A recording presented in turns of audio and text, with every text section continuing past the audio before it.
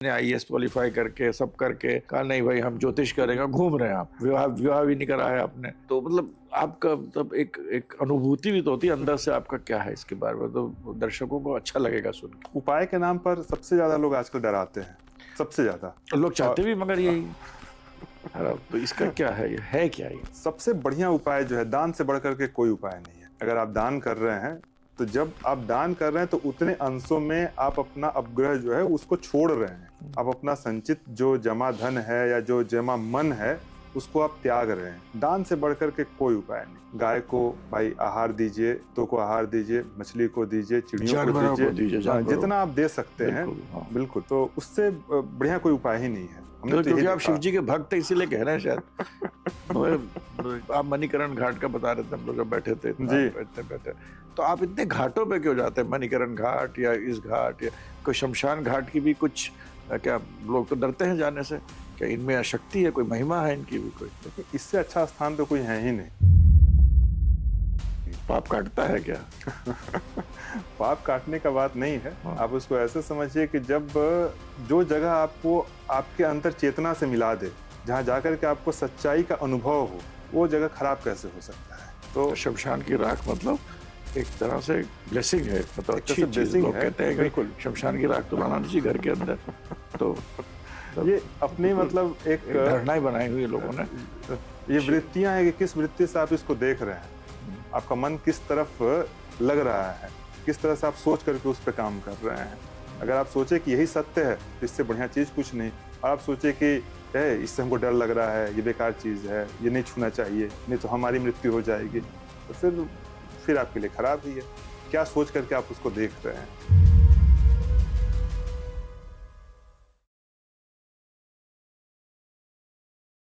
नमस्कार दर्शकों, आज मेरे शंकर अडावल चैनल पे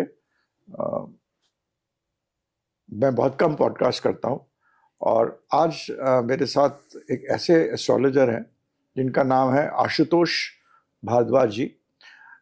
मुख्य रूप से इनको मैंने इसीलिए आज आमंत्रित करा, और बहुत मुश्किल से आए हैं, कि ये एक ऐसे एस्ट्रोलॉजर हैं जो पूरे हिंदुस्तान में भ्रमण करते हैं।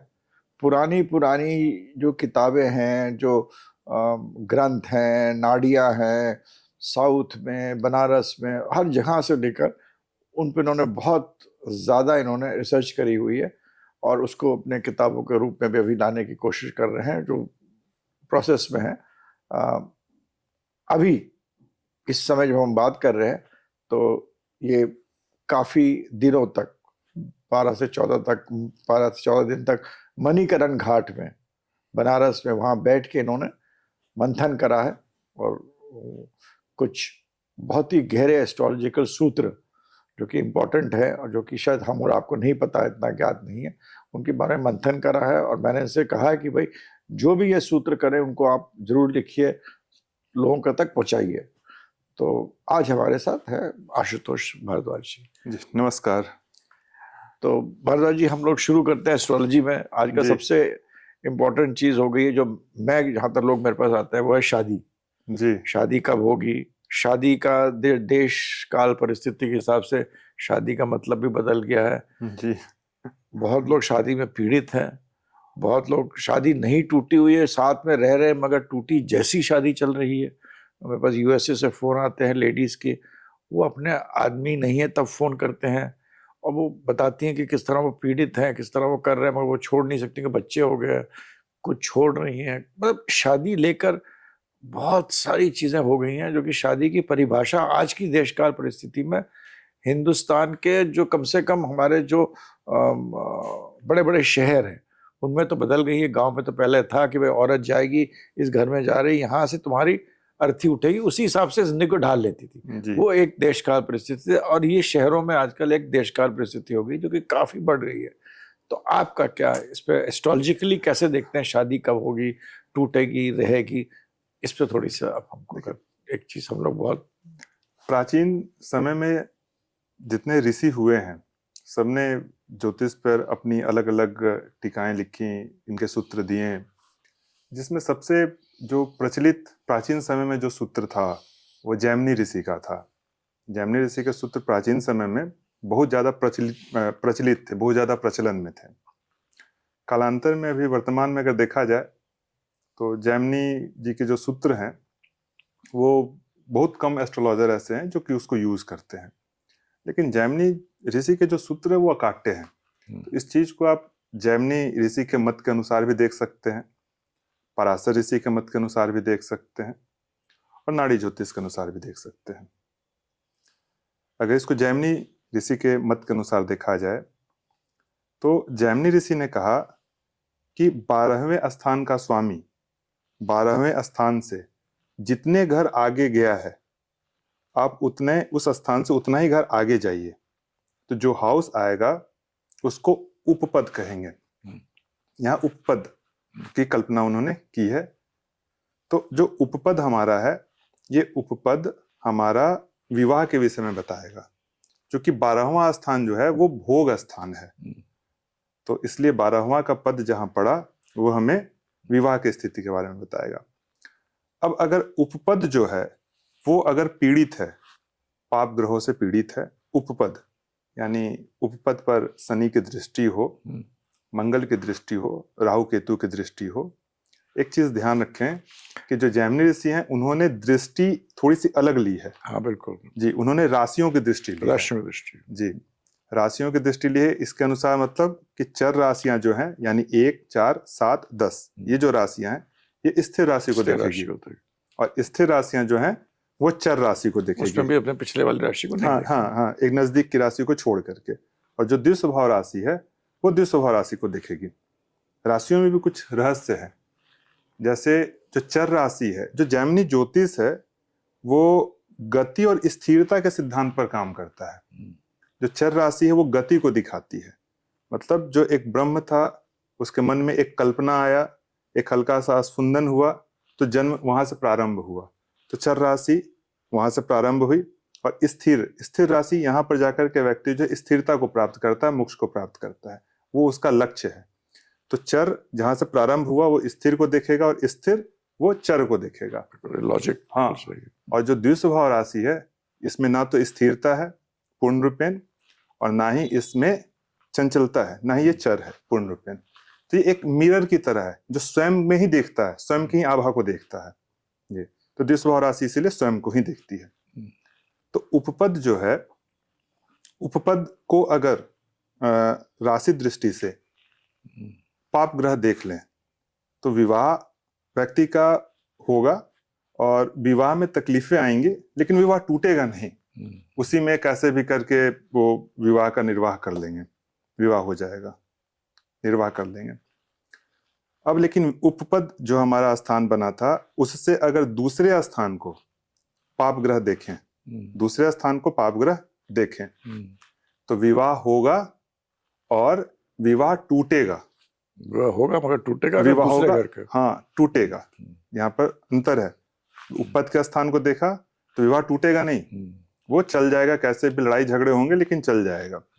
उपपद से दूसरे स्थान को अगर पाप ग्रह देखा तो विवाह। हम वापस आते हैं एक चीज, उपपद दर्शकों को जो जैसे कि किसी की 12वां घर में कर्क आता है, हाँ, ठीक, कर्क है जी, ठीक है, तो वहां से चंद्रमा वहां से जैसे मान लेते हैं चौथे हाँ, तीसरे बैठ के अपने से चौथे पे बैठ गया। हाँ, अपने से चौथे पे बैठ गया। उपपद वहां से आगे से चौथा होगा, चौथा ना। हाँ, ये उपपद होगा। उपपद तो ये अपने को समझना जरूरी है। उपपद जहां पर 12वें घर का मालिक है वहां से जितने घर गया है उससे उतने घर आगे वो घर उपपद होगा, वो उपपद होगा। और वो उपपद की स्थिति पे हाँ, आपका ये अचूक मतलब जी ये है, मतलब बिल्कुल। हाँ, इसमें कोई एक्सेप्शन नहीं लेना है, सिंपल हमें यही देखना है कि 12वें स्थान में कौन सी राशि गई। अगर मान लेते 12वें स्थान में मेष राशि है, मंगल जाकर के बैठे हुए दूसरे स्थान में, जन्म कुंडली के दूसरे स्थान में, तो उपपद, हाँ, तो उपपद जो होगा वो चौथा स्थान होगा। दो हाँ, ठीक, बस यही। अब उपपद से अगर 7वें स्थान को पाप ग्रह देख ले, शनि, मंगल, राहु, केतु, ये उपपद से 7वें स्थान को पाप ग्रह देख ले तो विवाह होगा और देर से होगा। अच्छा, और टूटेगा। विवाह होगा, देर से होगा और टूटेगा। दूसरे स्थान में विवाह अपने समय से होगा मगर टूटेगा। हाँ, टूटेगा। 7वें को देखेगा तो विवाह देर से होगा और टूटेगा। तीनों में अंतर है। बिल्कुल अंतर है। तो ये 3 चीजें हैं विवाह को देखने के लिए। उपपद में अगर शनि मंगल राहु केतु देखेंगे तो विवाह होगा, अगर हाँ मगर चलेगा। चलेगा, उपपद कैसे से भी दूसरे करके। घर को देखेंगे हाँ तो विवाह होगा, समय से होगा, समय से होगा मगर टूटेगा। टूटेगा। हाँ 7वें घर को देंगे, विवाह देर से होगा हाँ और टूटेगा। और टूटेगा। ये अच्छा, ये हो बहुत गया। बढ़िया। दूसरा एक सिद्धांत जैमिनी ऋषि ने और दिया, ये मैं सामान्य अभी सिद्धांत आपके दर्शकों को बता रहा हूँ। हाँ बिल्कुल। हाँ, चूंकि एडवांस तो और भी बहुत ज्यादा है, लेकिन सामान्य सिद्धांत बता रहा हूँ। तो एक सिद्धांत और है इसमें, दारा कारक। दारा कारक यानी कि जो आपकी कुंडली में जो प्लैनेट सबसे कम डिग्री पर है वो है दारा कारक, उसको दारा कारक कहेंगे। तो वो दारा कारक की जो स्थिति होती है वो आपके विवाह के समय को बताने के लिए सबसे इंपॉर्टेंट होता है कि विवाह कब होगा। ये दारा कारक विवाह के समय को बताता है। जब कभी भी चर दशा अगर आप लगा रहे हैं, चर दशा सामान्य तौर पर 90% एस्ट्रोलॉजर जो है वो विंशोत्तरी दशा को लगाते हैं, हम भी लगाते हैं। भी आजकल आ जाता है। हाँ वो सॉफ्टवेयर में आ जाता है, हाँ आराम से। तो चर दशा अगर आप लगा रहे हैं तो चर दशा में आप देखेंगे कि जब कभी भी दारा कारक या दारा कारक से 7वें स्थान की राशि आपके वर्तमान समय में चल रही है या विवाह योग्य आयु है और उस समय दारा कारक की दशा चल रही हो, दारा कारक से 7वें स्थान की दशा चल रही हो, तो बहुत ज्यादा संभावना होता है कि उस समय व्यक्ति का विवाह हो जाए। इसी में एक सूत्र आपको और बताता हूँ। लोग कहेंगे कि भाई दारा कारक 12 साल का है, अगर कई बार 12 साल की भी उसमें ईयर्स हो जाते हैं, उसमें वर्ष हो जाते हैं, तो उसमें कौन सा कैसे निकालेंगे। इसमें अंतरदशा वगैरह करके कैलकुलेट करके निकालते हैं, लेकिन एक आपके दर्शकों को और बहुत इसको और सिंप्लीफाइड कर बहुत आसान सा सूत्र बताता हूँ, जिस सूत्र को करीब हमको लगता है 2011-12 के आसपास इसको रिसर्च किया था। 70% कुंडली में ये सूत्र काम करेगा एकदम। अभी तक कहीं इसको डिस्क्लोज नहीं किया था, फर्स्ट टाइम कर रहा हूँ। कि आप देखेंगे कि जब भी दारा कारक को शनि देखते हैं जैमिनी दृष्टि से, तभी विवाह होता है। ये 70% कुंडली पे आपको काम करेगा। दारा कारक शनि ट्रांजिट में देखते हैं। हाँ ट्रांजिट में, गोचर का शनि जब भी आपके दारा कारक को देखेंगे ट्रांजिट में, तब विवाह होगा। तो अब आप इसको ऐसे भी देख सकते हैं कि सबसे पहले आप चरदशा को प्रयोग करिए। चरदशा में देखिए कि उपपद या उपपद से उपपद नहीं, तारा कारक से 7वां, दारा कारक या दारा कारक से 7वां स्थान को उसकी दशा चल रहा हो, और उसी ड्यूरेशन में जब दारा कारक को शनि देख ले अपनी जैमिनी दृष्टि से, गोचर का शनि जब देख ले, तो व्यक्ति का विवाह होने का उस दृष्टि उसी तरह देखना चाहिए जैसे चरदशा में। हाँ जैसे विंशोत्तरी ना लगाए कि मतलब बिल्कुल अगर 3, 6, 9, 12 का एक दूसरे संबंध है इसके अंदर, तो वैसे ही होना चाहिए। बस वैसे ही इसको राशि दशा इसको देखें।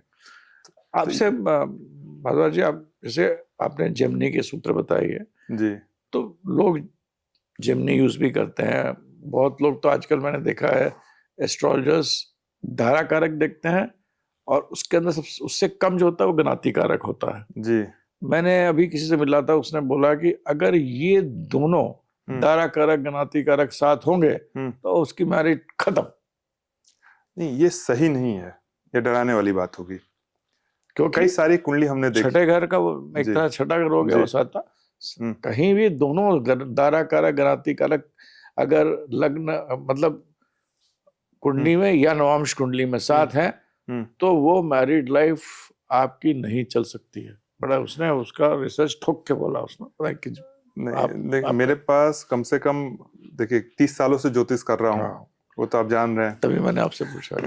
और कम से कम अभी तक 25-30 हजार कुंडली तो देख चुका हूँ। बिल्कुल, मेरे पास कई सारी ऐसी कुंडलियां हैं जहां पर ज्ञाति कारक और दारा कारक एक साथ लगन कुंडली में है, या किसी का नौमांस में, या किसी का दोनों में भी है, फिर भी वैवाहिक जीवन जो है चल रहा है, बढ़िया चल रहा है। तो ये एक ऐसी डाल, तो लोग देखिए इस तरह लोग आधा अधूरा भी जानना बहुत गलत होता है। जी बिल्कुल बिल्कुल। अब देखिए जैसे कभी भी ज्ञाति कारक और दारा कारक साथ में बैठे हुए हों, जन्म कुंडली में ही D1 में ही मानते हैं हम लोग, लगन कुंडली में ही अगर बैठे हुए हों, उनको बृहस्पति अपनी राशि दृष्टि से देखें, शुक्र राशि दृष्टि से देखें, या उनका जन्म जो है वो बृहस्पतिवार का हुआ हो या शुक्रवार का हुआ हो, तो आप देखेंगे कि वैवाहिक जीवन टूटता नहीं है, वैवाहिक जीवन ठीक चलेगा, उनका बढ़िया रहेगा। एक सामान्य सा नियम है, लेकिन इसके अपवाद भी बहुत सारे हैं जी। तो हम लोग बस एक नियम को देखते हैं, अपवाद को छोड़ देते हैं, ये एक है। इसी तरह से जब आप इसको अगर पराशर ऋषि के हिसाब से अगर इसको देखेंगे वैवाहिक जीवन को, पराशर ऋषि कैसे इसको प्रयोग करते हैं, तो उनका सामान्य सा नियम है पराशर ऋषि का। हाँ, सप्तम स्थान को आप देखिए, शुक्र को देख लीजिए। हाँ, सप्तम स्थान को पहले आप देखें, और सप्तम स्थान के अधिपति यानी जो सप्तम स्थान के मालिक हैं वो कौन से प्लैनेट बनते हैं, उनको आप देखिए। और दूसरा, सप्तम स्थान के जो मालिक है वो किस नक्षत्र में बैठे हुए हैं, उनको देखिए। और अगर पुरुष की कुंडली है तो शुक्र को देखिए, और अगर महिला की कुंडली है तो आप बृहस्पति को देखिए। नाड़ी में मंगल को लेते हैं, हाँ, लेकिन यहाँ पर पराशर ऋषि ने बृहस्पति को कहा है। इन चारों पे जितने शुभ ग्रह का प्रभाव होगा उतनी ही अच्छा मैरिज रहेगा, और जितने ज्यादा पाप ग्रहों का प्रभाव होगा उतने ही ज्यादा मैरिज जो है वो डिस्टर्ब रहेगा। सामान्य सा नियम पराशर ऋषि ने दिया। पर यहाँ पर हमें दृष्टियों के लिए ग्रह दृष्टि लेनी है।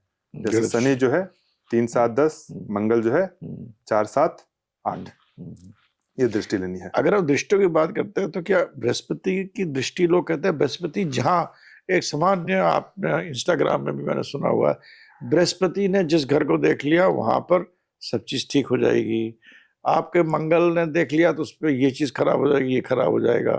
मतलब ये दृष्टियों का आपका क्या अनुभव है इसका? इस पे सबसे पहले 2007 में मैंने आर्टिकल लिखा था, करीब 19 साल पहले, अच्छा, बृहस्पति की दृष्टियों के ऊपर। देखिए, बृहस्पति की 3 दृष्टियां मानी गई हैं मुख्य तौर पर, जो 100% काम करती है।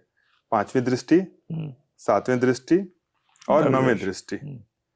इन 3 दृष्टियों में बृहस्पति की जो 7वीं दृष्टि है वो एकदम, मतलब आप इसको किसी की भी कुंडली उठा करके देख लीजिए, बृहस्पति की अगर 7वीं दृष्टि है, अकेला बृहस्पति बैठा हुआ है, तो बृहस्पति की 7वीं दृष्टि बहुत ही खराब जाएगी। ये आप अपना अनुभव करके देख लीजिए। कई लोगों ने लिखा है पुस्तकों में कि बृहस्पति की दृष्टि जो है वो गंगा जल के समान काम करती है। वो गंगा जल है, यानी उस भाव को निर्मल कर देता है। लेकिन ऐसा नहीं है, हमने अपने अनुभव में नहीं देखा, किसी ने और देखा हो तो हम नहीं कह सकते। बृहस्पति की 7वीं दृष्टि जहां भी पड़ेगी, आप देखेंगे कि उस स्थान में हीनता आ जाती है, उस स्थान से व्यक्ति को परेशानी आ जाती है। कई सारी कुंडलियों में आप देखें कि अगर बृहस्पति लगन में, पुरुषों की कुंडली हो, बृहस्पति लगन में अकेला बैठ जाए, विवाह नहीं होने देता।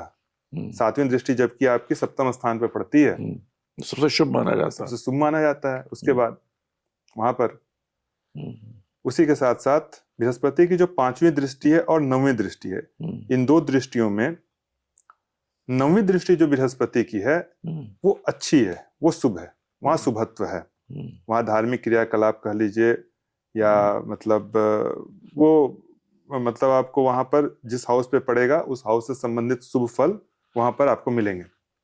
5वीं दृष्टि है वो 2nd नंबर पर शुभत्व में आती है। नंबर 1 पे 9th हाउस की दृष्टि, 9वीं दृष्टि, और 2nd नंबर पर 5वीं दृष्टि जो है ये। पर 7वीं दृष्टि खराब है इसकी। आजकल लोग देखते हैं, बहुत लोग बोलते हैं ये चीज जीव चीजों के लिए अच्छी है, अजीब चीजों के लिए नहीं अच्छी, ऐसा लोग दृष्टियों में भी कहते हैं। तो बृहस्पति का भी ऐसा कुछ है कि ये, जैसे अगर मान लीजिए बृहस्पति 11वें घर में बैठा है तो 5वें घर को देखेगा, तो 5वें घर बच्चों का हो सकता है, तो बच्चों के लिए खराब करेगा कि उसकी जो एक क्रिएटिव नॉलेज, 5वां घर तो बहुत इंपॉर्टेंट हाउस है, तो क्या खराब कर देगा? सप्तम दृष्टि जो है वो जीव कारकत्व के लिए खराब, जीव कारकत्व के लिए खराब। जैसे लगन में बैठा तो सप्तम स्थान को खराब कर, तो वाइफ के लिए, उनको वाइफ नहीं मिली, या विवाह हुआ तो टूटा। बृहस्पति 11वें घर में तो बच्चे के लिए कोई प्रॉब्लम करेगा, 3रे में तो पिता के लिए कुछ कर देगा, 9th हाउस में है तो आप देखेंगे कि छोटे भाई का कर देगा। छोटे भाई का कर। इसी तरह से बृहस्पति की 7वीं दृष्टि यहाँ पर खराब करती है। 9वीं दृष्टि और 5वीं दृष्टि ही इसकी शुभ होती है, 7वीं शुभ नहीं होती, आप कितने भी देखें। अब हम लोग एक चीज पे, मैं और एस्ट्रोलॉजी में लोग ये कहते हैं कि जो प्लैनेट जो कम डिग्री के होते हैं जी, वो खराब होते हैं। जी। और जो प्लेनेट 29 डिग्री के होते हैं वो भी सब मरण, बुढ़े हो गए, ये हो गए, वो हो गए।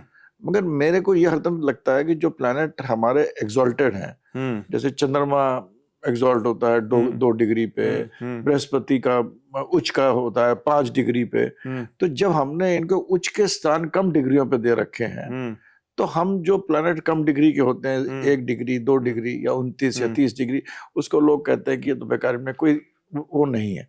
तो आपका क्या अनुभव है इसके बारे में?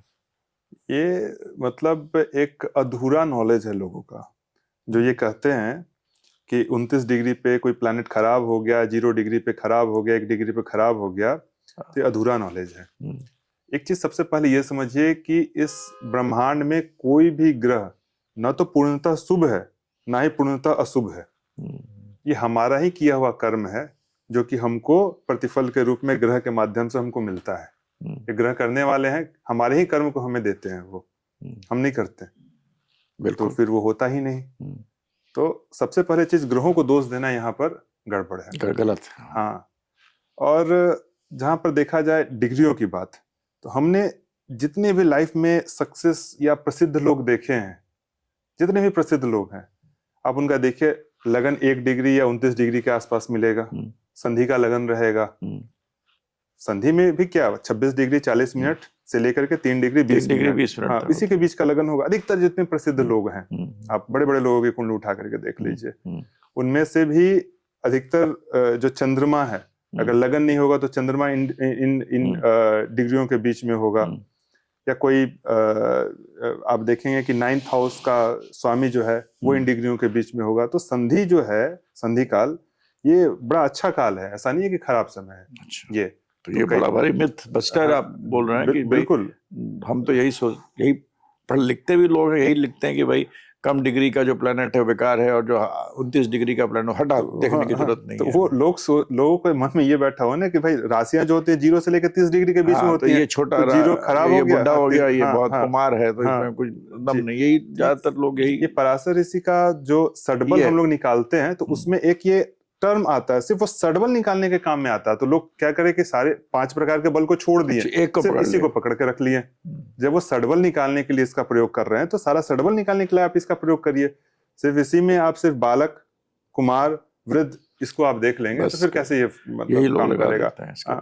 एक चीज और देखिए, कभी भी कोई भी प्लैनेट अगर है और 0 डिग्री का हो, 29 डिग्री का, मैंने कई बार बोला भी, अपने कई सारे स्टूडेंट को हमने पढ़ाया भी है कि अगर वो 6ठे में बैठ जाए, 8वें में बैठ जाए, 12वें में बैठ जाए, और 0 डिग्री का 1 डिग्री का संधि का प्लैनेट है, वो राजयोग देने वाला होता है। आप अपने खुद की कुंडली में देख लीजिए या किसी की भी कुंडली में देख लीजिए, जब उसकी दशा आएगी तो व्यक्ति मतलब बहुत ज्यादा, मतलब जितना वो सोचा नहीं था उससे भी ज्यादा वो उन्नति कर जाता है। ऐसा क्यों? इसका क्या लॉजिक क्या है?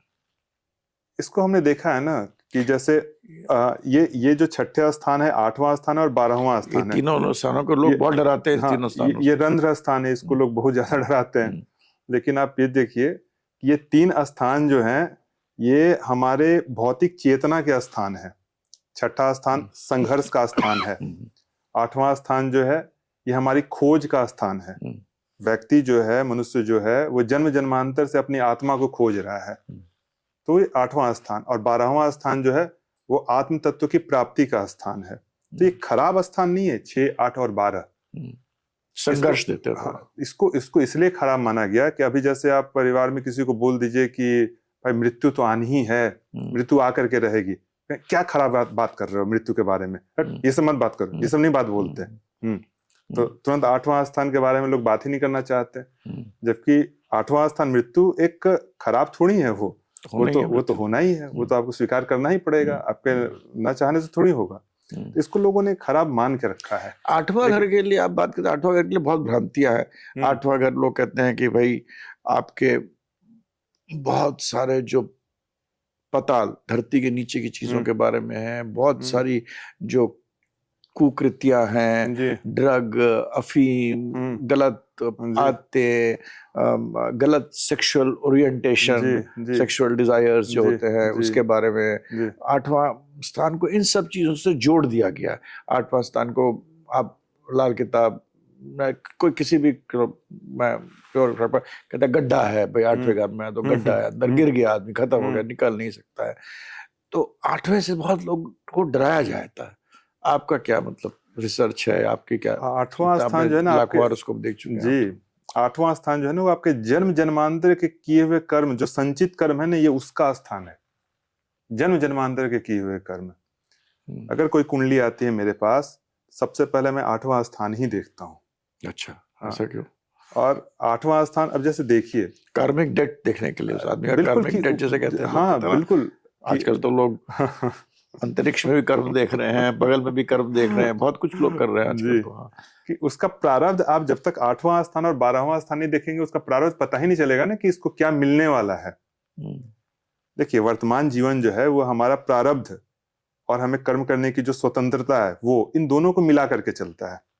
कुछ कर्म जो हमारे पूर्व समय में किए हुए हैं, पूर्व जन्म में किए हुए हैं, वो कर्म, और जो वर्तमान में हम कर रहे हैं, वर्तमान में कर्म, ये दोनों को मिलकर के हमारा जीवन चलता है। तो जो 8वां स्थान है, 12वां स्थान है, ये दोनों स्थान आप क्या लेकर के आए हैं, जन्म जन्मांतर से आपने क्या किया, ये इसका स्थान है। अब जैसे देखिए, कभी भी जन्म कुंडली में किसी भी एस्ट्रोलॉजर की कुंडली उठा करके आप देख लीजिए, किसी भी एस्ट्रोलॉजर की कुंडली, अगर ज्योतिष वो कर रहे हैं और ईमानदारी से कर रहे हैं, हाँ ईमानदारी से कर रहे हैं अगर ज्योतिष, तो आप देखेंगे कि 8वें स्थान का 10वां स्थान क्या हो गया, कर्म का, कर्म से संबंध बन रहा है। तो मतलब उनका कुंडली में आप देखेंगे तो 8वें का संबंध 10वें से बनेगा ही बनेगा। रिसर्च के बारे में तो वो एस्ट्रोलॉजी करेंगे या रिसर्च ओरिएंटेड वर्क करेंगे, ऐसा एस्ट्रोलॉजी में कई सारे रिसर्च बाहर करेंगे, निकालेंगे। तो 8वें का 10वें से संबंध बना तो एस्ट्रोलॉजी दिया। वैसे ही आप देखेंगे कि 8वें का अगर 6ठे से संबंध बन जाए, 8वें का अगर 6ठे से संबंध बन जाए, तो कई सारी कुंडलियां आप देखेंगे कि जिसमें वो एडवोकेट, लॉयर या चार्टर्ड अकाउंटेंट्स, हाँ बिल्कुल, इस तरह का काम करेंगे। डॉक्टर भी बन सकता है, डॉक्टर भी बनते हैं अगर बुध स्ट्रांग है तब। अब जैसे वही 8वें का अगर 3रे से संबंध बन जाए, तो आप देखेंगे कि बड़े बड़े खिलाड़ी या जो प्ले करते हैं, खेलते हैं, कैरम बोर्ड हो गया, क्रिकेट हो गया, ये हो गया, तो वो बनते हैं। तो 8वां स्थान तो मुख्य तौर पर ये दिखाता है कि प्रारब्ध से आप क्या लेकर के आए हैं और क्या कर्म करेंगे आगे, किस तरफ आपका लाइफ का फेथ जो है वो जाएगा, क्या है ये। मुख्य तौर पर आप इसको ऐसे समझिए कि ज्योतिष शब्द जो है ये बना हुआ है 2 शब्दों के मेल से, एक ज्योति प्लस ईश। तो ज्योति का अर्थ हो गया प्रकाश और ईश का अर्थ हो गया ईश्वर तत्व, मतलब कि वैसा प्रकाश जो कि आपको ईश्वर की ओर लेकर के जाए, वैसा प्रकाश जो ईश्वर के समीप आपको पहुंचा दे। तो ज्योतिष का जो उदय हुआ था, जो ऋषियों ने किया, वो इसी उद्देश्य के लिए किया था कि ये ऐसा प्रकाश है जो कि व्यक्ति अपने कर्मों को सुधार ले और इसकी सहायता से अपने कर्म को ठीक कर ले और भगवान के पथ को आगे बढ़ाते हुए उनको प्राप्त कर ले, इसलिए ज्योतिष का विस्तार हुआ था। तो आजकल जो ज्योतिष में बात से बात है, आजकल आप जाइए तो लोग पत्री देते हैं और पूछते हैं आप हमें कुछ बताइए जिससे कि हमारा ये हल निकल जाए। तो आज आप देख रहे हैं आजकल लोग बड़े बड़े मंदिरों में पूजा करा रहे हैं जी, हर तबके के लोग, है ना। फिर कुछ लोग चिड़ियों को भी खिला रहे हैं, कुछ लोग बहा भी रहे हैं, दबा भी रहे हैं, और बहुत लॉजिक्स भी हैं कि हमारा हवा में जा रहा है, आपके बहुत सारे प्लैनेट्स आपके एरी साइन में हैं, पृथ्वी तत्व में दबाना पड़ेगा, पानी में भी डालना, बहुत सारे मतलब रेमेडीज बनाना शुरू कर देते हैं, रंग के बारे में भी हो रहा है। तो ये आप मतलब इसका आपका क्या कहना है? तो मेरा ऐसा अनुभव है कि क्योंकि आप तो मणिकरण घाट में रहते हैं, साधु संत आदमी है, उसमें आप एस्ट्रोलॉजी भी करते हैं और इतना घूमते भी, तो आपका क्या अनुभव है इसके लिए? क्या हमने जो अपने जीवन में देखा है, मेरा अनुभव यही है। आपने आईएएस भी क्वालिफाई कर लिया था, वो भी नहीं आप गए उसके अंदर, तो मतलब इस प्रकार का आदमी, तभी मैं आपको बहुत पीछे पड़ा कि आप पॉडकास्ट बनाइए कि जिस आदमी ने आईएएस क्वालिफाई करके सब करके कहा नहीं भाई हम ज्योतिष करेंगे, घूम रहे हैं आप, विवाह भी नहीं करा है आपने, तो मतलब आपका मतलब एक अनुभूति भी तो होती है अंदर से, आपका क्या है इसके बारे में, तो दर्शकों को अच्छा लगेगा सुन के। देखिए, उपाय के नाम पर सबसे ज्यादा लोग आजकल डराते हैं, सबसे ज्यादा लोग चाहते भी मगर यही तो इसका क्या है क्या ये? सबसे बढ़िया उपाय जो है, दान से बढ़कर के कोई उपाय नहीं है।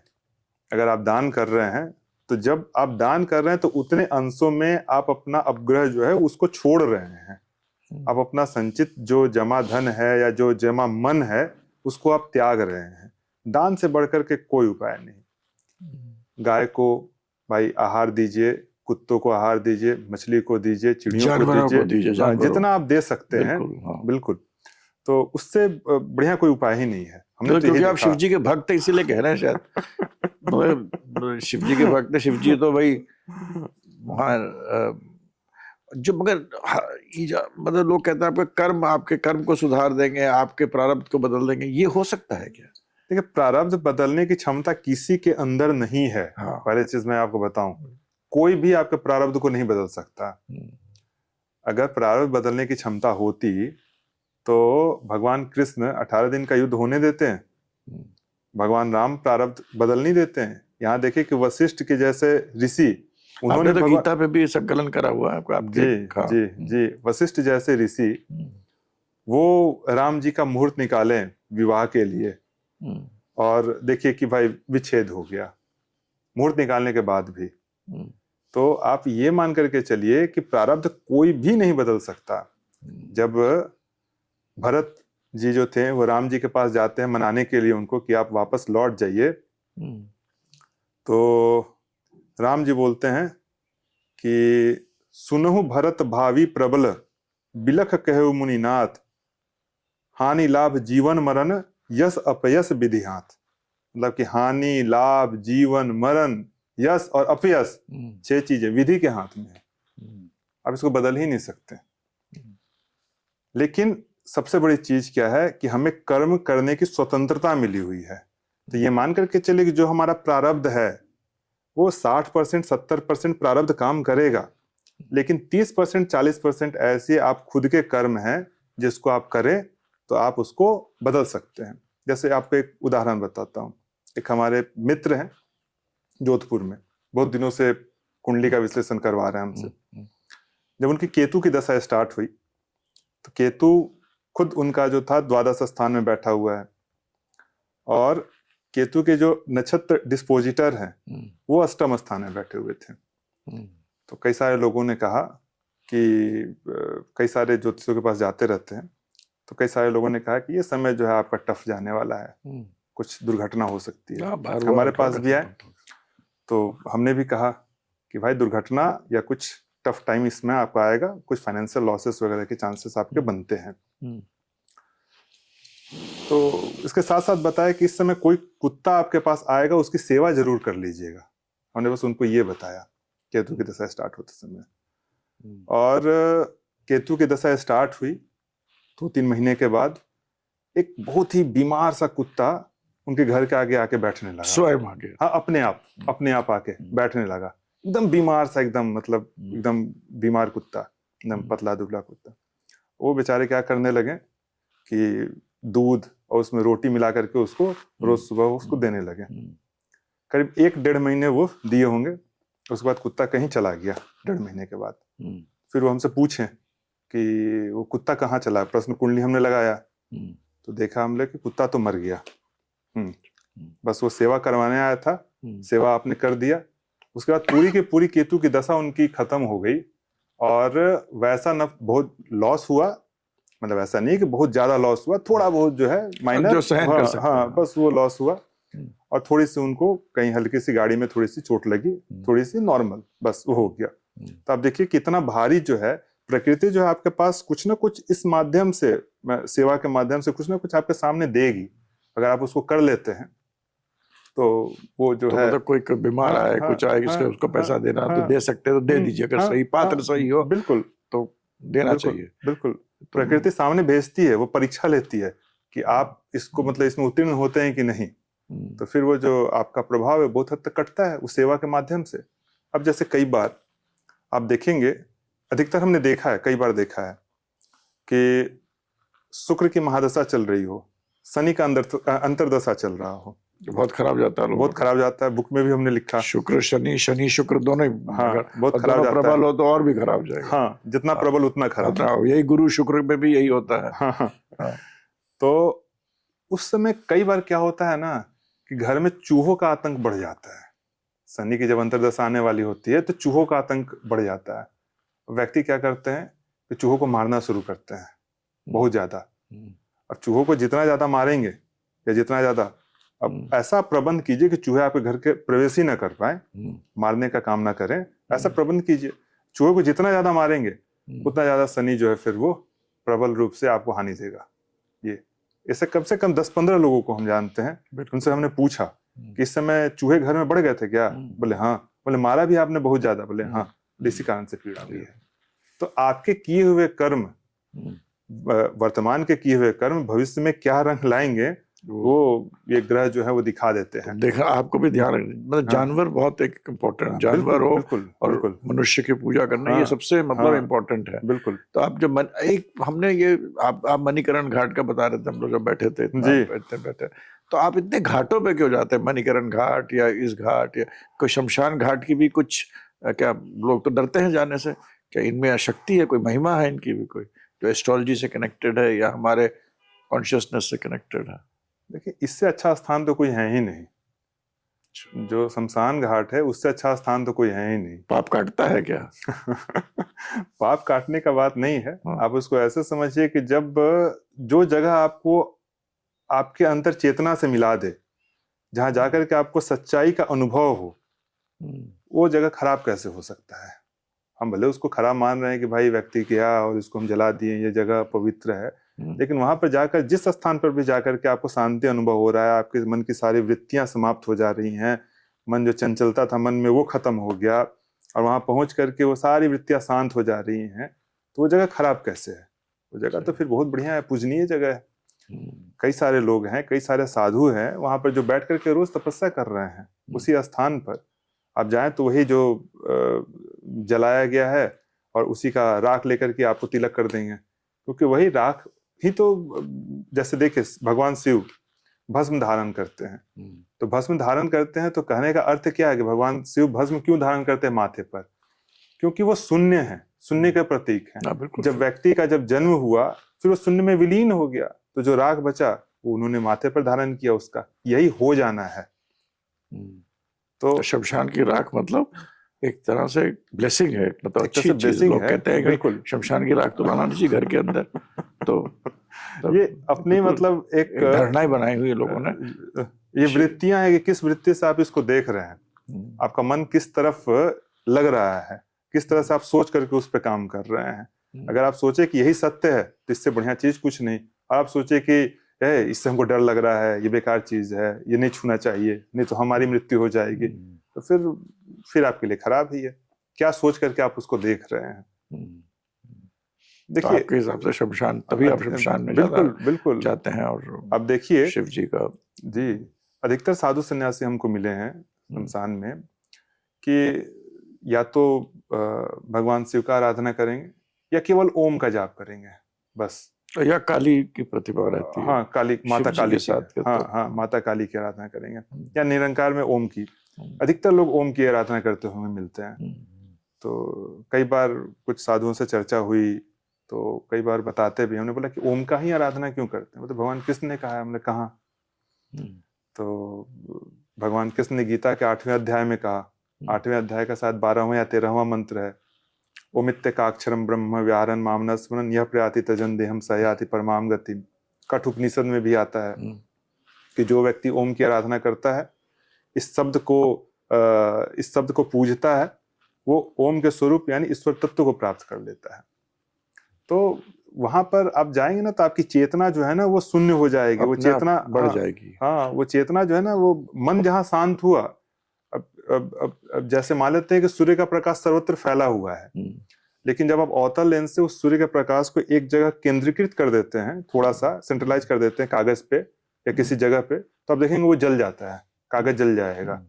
तो वैसे हमारी मन की जो वृत्तियां हैं पूरे संसार में फैली पड़ी हैं, और उन सारे वृत्तियों को जब आप बटोर करके एक जगह जमा करके एक पे जब आप केंद्रीकृत कर देते हैं ना, तो जो अंदर से ज्ञान उदय होता है वो आपको फिर संसार में नहीं मिल सकता।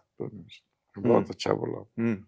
एस्ट्रोलॉजी भी हमारी जो है ये चेतनाओं का ही है सब। हर इसमें हम जब कमिंग बैक टू एस्ट्रोलॉजी, 3 चीजों से लोग बड़ा परेशान रहते हैं। एक तो जी। नीच का ग्रह हो, हाँ एक उच्च का ग्रह है, हाँ और एक वक्री ग्रह है, हाँ और एक आपका कंबस्ट प्लैनेट है। लोग कहते हैं नीच का ग्रह एकदम से बताना शुरू कर देंगे नेगेटिव, उच्च का ग्रह होता है बताना भाई बहुत बढ़िया, बहुत अच्छा है। नीच का ग्रह और रेट्रोग्रेड ग्रह के बारे में तो बहुत ही भ्रांतियां हैं। जी। और कंबस्ट प्लैनेट के बाद अलग अलग, इसकी भी अलग अलग भ्रांतियां। कंबस्ट कोई कहता है कि सूर्य के साथ रहेगा तो सूर्य ने अपनी शक्ति ले ली, उसको क्षीण कर दिया, जी। मगर सूर्य पावरफुल हो गया। कोई कुछ कहेगा, कोई आगे सूर्य के आगे हो, सूर्य के पीछे हो, तब ये होगा वो होगा। तो आपके इन चारों चीजों के बारे में आपका क्या? सबसे पहले क्या बताऊं ये बताइए। वक्री प्लैनेट, वक्री ग्रह के बारे में ले लेते, या आप जैसा चाहे। चलिए उच्च या नीच के बारे में सबसे पहले उच्च और नीच ही बताते हैं। हाँ, फिर वक्री और फिर ये। कई सारी कुंडलियां आप देखेंगे, आपके पास भी आई होंगी, हाँ, कि कुंडली में 4-4 ग्रह उच्च के हैं। हाँ, 2-2 दिन महापुरुष योग बने, कुछ नहीं है, कुछ भी नहीं है, नौकरी कर रहे हैं साधारण, बस ऐसे साधारण से नौकरी कर रहे हैं। बस उच्च एक शब्द को उन लोगों ने देख लिया कि उच्च शब्द जो है ऋषि ने कहा तो ये मतलब अच्छा ही होगा। 3-4-5 प्लैनेट उच्च के हैं लेकिन कुछ नहीं, ऐसे ही मैंने देखा महापुरुष योग बने हुए। बिल्कुल बिल्कुल। देखिए, कभी भी कोई भी कुंडली में अगर कोई नीच का ग्रह है तभी वो कुंडली उन्नति करेगा, तभी वो कुंडली अच्छी है। अगर नीच के ग्रह नहीं है ना उस कुंडली में, तो भले उच्च के ग्रह हो 2-3, लेकिन एक भी ग्रह अगर नीच का है तभी वो पावरफुल कुंडली है।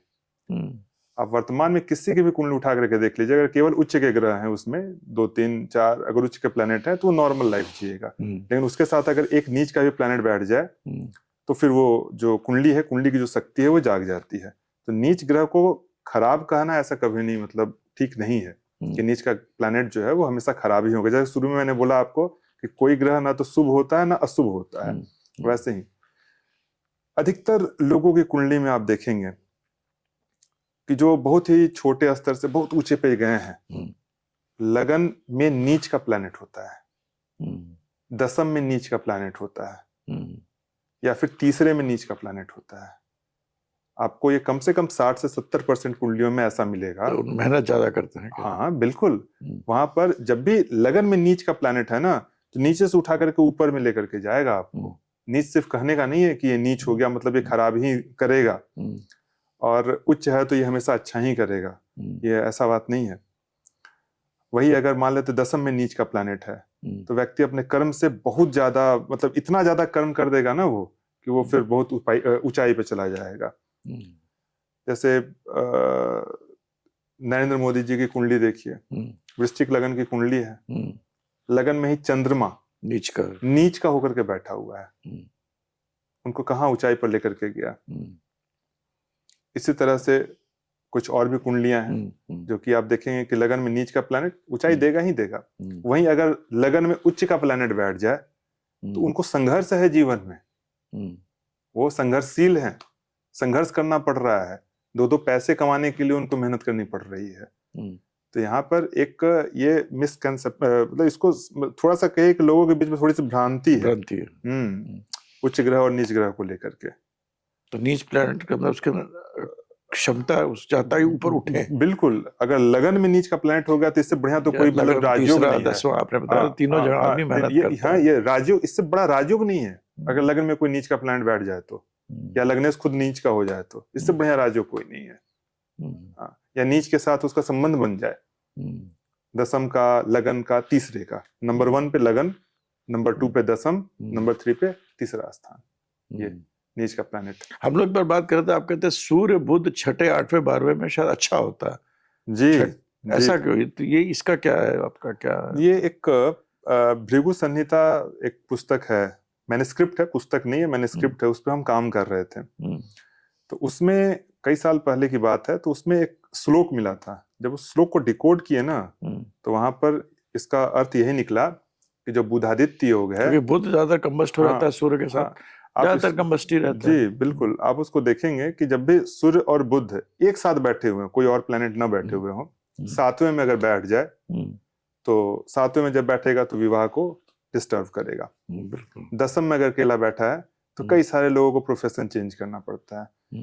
ये सूर्य और बुध जहां कहीं भी बैठे हों, शर्त क्या है, यही दोनों प्लैनेट होने चाहिए, कोई अन्य प्लैनेट, हाँ, ये नहीं कि उसके साथ शुक्र भी बैठ जाए। तो सूर्य बुध जहां भी बैठेंगे उस स्थान की हानि करते हैं। ये वो उस श्लोक में था, जिस भी स्थान में बैठेंगे हाँ, वहाँ जिस हानि स्थान में बैठेंगे वहां की हानि करेंगे। अब छठे, 8वें और 12वें स्थान में अगर बैठेंगे तो वहां की हानि करेंगे, मतलब माइनस स्थान है नहीं, ये तो नेगेटिव माइनस नेगेटिव और माइनस, पॉजिटिव, हाँ बिल्कुल, क्षय करके क्षय का क्षय। हाँ बिल्कुल। तो ये एक तरह से बहुत बड़ा राजयोग बनता है। अधिकतर जो भी फॉरेन लोग जाते हैं, अधिकतर लोग एक कुंडली में देखिएगा कि सूर्य और बुध द्वादश स्थान में बैठे हुए हैं। सूर्य और बुध जब भी द्वादश स्थान में बैठे हैं तो आप देखेंगे कि वैसे लोग फॉरेन में ही जाते हैं, फॉरेन में ही उनके लिए उन्नति का मार्ग खुलता है। सूर्य बुध 12वें घर में तो मैंने बहुत लोगों को देखा था, बहुत ही तरक्की और बहुत हाँ ही बिल्कुल, खाली सूर्य बुध हाँ, बैठा हाँ, हुआ सूर्य 12वें बुध, में, हाँ बहुत बहुत तरक्की कर बहुत रहा। बढ़िया राजयोग है ये फर्स्ट टाइम हमने ही दिया था। ये सूत्र है एक तरह ये का। सूत्र है। ये भृगु संहिता से मिला था, काफी प्राचीन पुस्तक थी, अभी काम कर रहे हैं। इतने सारे पुस्तक है, इतने सारे मैन्युस्क्रिप्ट हैं कि कितना मतलब काम किया जाए, समय कम पड़ तो जाता करना है। चाहिए हम लोगों ने, तो जी, खो जाएगा। जैसे आपने बताया था कि कोई एक बाबा थे, हाथ देखकर वो शायद बता देते थे। हाँ तो बिल्कुल, मतलब हाथ 2 सेकंड देखते थे यूं हाथ ऐसे, और 2 सेकंड में बताते थे ये लगन है और ये राशि है। सिर्फ 2 सेकंड यूं देखा, ये लगन ये राशि। उनके पास हम 7 साल तक गए, हर हफ्ते कभी 10 दिन पे, कभी 7 दिन पे, कभी 15 दिन पे जाते थे, 2-3 घंटे बैठते थे। विद्वान व्यक्ति थे, और सोचे कि भाई ये सिखाएंगे इसको इस सिंध में, लेकिन वो कभी सिखाए ही नहीं। 7 साल मतलब लगातार गए। अच्छा। 7 साल में उन्होंने क्या सिखाया, बोले कि कुंडली में सबसे स्ट्रॉन्ग चीज क्या होता है, तो हमने बोला अपोक्लिम भाव, तो बोले हाँ। और हाथ में सबसे स्ट्रॉन्ग क्या होता है, हमने अंगूठा, बोले ये जो अंगूठा का क्षेत्र है, ये क्षेत्र, ये अपोक्लिम क्षेत्र है। अच्छा, हाँ, बोले ठीक है चलिए। फिर बोले ये जो क्षेत्र है, ये क्षेत्र, ये पनफर है। अच्छा, और ये जो क्षेत्र है, ये केंद्र है। तो वहां पर इन्होंने बताया ये अपोक्लिम, ये केंद्र और ये पनफर। 7 साल में बस इतना ही बताया। निकालने के लिए हम भी निकालते हैं हाथ से। अभी पिछले साल उनका स्वर्गवास हुआ, मैं बता के नहीं हम गया। बता के नहीं, यहाँ तक कि अपने पोते को भी नहीं बताया इन्होंने। यही होता है हिंदुस्तान में, ऐसे ऐसे लोग अगर अपने साथ लेके चले जाते हैं तो फिर वो कड़ी टूट गई और लोग वंचित रह गए। पोते जो थे वे लाल बहादुर संस्कृत विद्यापीठ से पढ़े थे ज्योतिष, उनको कई बार 6 महीने हमने पढ़ाया। इसी भाई बैठते थे 2-3 घंटे उनके साथ, तो कुछ सिखाते चले गए। लेकिन ये सोच रहे थे कि अगर हम बता देंगे तो फिर हमारी सेवा भाव नहीं करेंगे लोग, हाँ, तो मरते समय हम बताएंगे। और एकाएक जाने का समय आया। नहीं तो ये जैसे हम देखते हैं, आप भी बताते थे, गांव में जो बहुत सारे एस्ट्रोलॉजर्स हैं जो बहुत छोटे, उनके पास बहुत ऐसी ऐसी चीजें हैं, गूढ़ चीजें हैं जो कि लोगों को नहीं पता है। वो मतलब आती नहीं। हम तो कहते हैं कि आप प्लीज मतलब इसको आप किसी तरह पुस्तक में, किसी तरह हम लोग सब मिलकर कुछ करना चाहिए। कोशिश है हमारी कि इसको धीरे धीरे करके निकालेंगे। अभी तो काफी सारे लोग जुड़े हैं अपने से, काफी सारे काम करने वाले लोग हैं, तो अब धीरे धीरे इस पे काम हो रहा है, निकलेगा। अब हम भी 5-6 महीने लोगों से कहा गया कि कोई जिसको ये करना है तो हम संपर्क करें, हम आपको मतलब भेज देंगे। आप तो जी, क्योंकि अभी कम से कम मान कर चले, तो घूमते ही रहते हैं पूरा बिल्ली, मुश्किल है साल भर बाद हम ही मिले, 1.5 साल बाद मिले थे उसके बाद पहले। क्योंकि आप देखिए कम से कम अभी मेरे पास नहीं भी तो नहीं, कम से कम 400 से ज्यादा मैन्युस्क्रिप्ट पड़ी हुई है। 400 से ज्यादा मैन्युस्क्रिप्ट पड़ी हुई है। अभी कम से कम अभी 15-16 मैन्युस्क्रिप्ट पे एक साथ काम चल रहा है। अभी धीरे धीरे आने वाले वर्षों में इसको धीरे धीरे सब आएंगे प्रकाश में। बीच में अब आपको बता रहे और भी क्या विडंबना है, वैसे यहाँ तो नहीं बोलना चाहिए, लेकिन फिर भी बातचीत हो रही है तो बोल रहे हैं। कई सारे मैन्युस्क्रिप्ट को हमने कई लोगों को दिया, BHU में कई सारे लोगों को दिया, या और भी जगह पे दिया कि भाई ये संस्कृत में इसको आप कर लीजिए, अनुवाद कर दीजिए, अनुवाद कीजिए। उन्होंने अनुवाद भी किया, लेकिन उन्होंने इसको भी मतलब यहाँ तक उन्होंने लिखा कि ये मैन्युस्क्रिप्ट जो है वो हमें किसी और से मिला, क्योंकि उनको लिखना चाहिए था कि मैन्युस्क्रिप्ट हमसे मिला। हमने कहा कि कुछ भी मत आप कीजिए, तो लिखना चाहिए था कि जब आप उसमें प्राककथन लिख रहे हैं तो उसमें आप ये लिखिए कि मैन्युस्क्रिप्ट जो है ये आशुतोष भारद्वाज के माध्यम से यहाँ मिला, इतना आपको लिखना चाहिए था। उन्होंने दिया, उन्होंने दूसरे जगह कहानी बना करके दूसरे जगह से मिला। ऐसा 4-5 बार हमने किया, पब्लिश कर दिया। हाँ, उसको पब्लिश किया 4-5 बार हमने देखा। आपको साउथ से बहुत आपके पास मैन्युस्क्रिप्ट आपके पास बता वो है, तो फिर हमने देना बंद किया। हम बोले ये गलत चीज है भाई, हम नहीं मान रहे हैं कि भाई आप मेरा नाम डालिए, ये डालिए, लेकिन ये तो जो चीज सही है उस चीज को तो सही आपको करना चाहिए। हाँ, तो फिर हमने उसको छोड़ा। पहले आप उसको देख, जन्मपत्री देख के ही दीजिए अब आप। नहीं, अब प्रश्न कुंडली देख लेते हैं ना। कुंडली देख के हाँ, दीजिए। तो प्रश्न कुंडली मतलब बहुत एग्जैक्ट चीज है। आपको आप प्रश्न कुंडली में हॉररी, इस पे लोग, इस पे पुराने जमाने के एस्ट्रोलॉजर्स जो हैं, जी, आप अभी भी जाओ जी, तो ज्यादातर प्रश्न कुंडली से आपको बता देते हैं। हाँ, हाँ, छोटी जगह में जाओ, हाँ, इलाहाबाद हाँ, में हाँ, जाओ, हाँ, संगम में जी, बैठे जी, हैं, जी, बैठे बैठे चार्ट बना देते हैं, धरती को सैंड पे चार्ट बना हम्म, देंगे, मुंह देख कर बना देते हैं। मैंने खुद हम्म, मिला हुआ हूँ। तो ये प्रश्न कुंडली में क्या है, वो भी एक चीज है जो कि लोग, मतलब इसमें कुछ ऐसा बताइए जो कि लोग अपने कुछ जीवन को उससे कुछ, इसको देखकर, आजकल तो लोग पंचांग देखते ही नहीं है, हॉरोस्कोप भी देखते हैं तो लोगों को योग, तिथि वगैरह कोई नहीं देखता, करण, दिन, आजकल कोई नहीं वो सब देखता है। तो इन सब की क्या महत्वता कम हो गई है?